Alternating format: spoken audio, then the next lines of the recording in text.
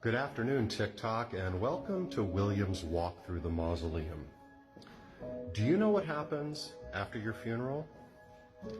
In a few short hours, the crying will die down, and your family will be busy making arrangements for food or drink for your friends and relatives. Some of your relatives will start discussing current events over coffee, and some people will call your family to tell them that they can't make it in person because of an emergency. Some people will secretly start making travel arrangements because life is just too short. And someone in your family will start arguing that they contributed more financially to the funeral than others did. Eventually, the crowd is going to go their separate ways. And in the coming days and weeks, your cell phone might ring on occasion from people who didn't realize that you've died. Your employer will begin to search for your replacement. In a few days, your children will go back to work because their bereavement leave has run out.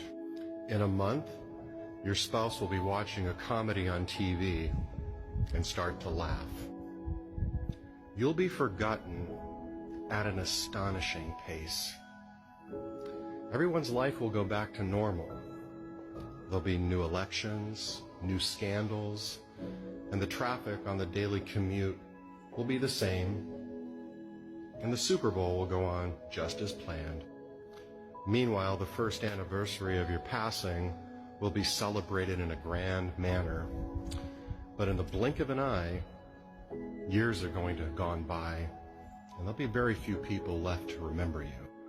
One day, looking at old photos, a friend might remember you.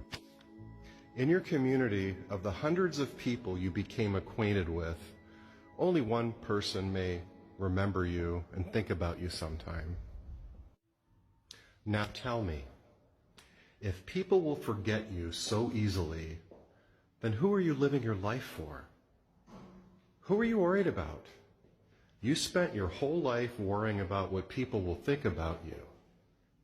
They don't, and they won't. So live your life for you. Have a good afternoon.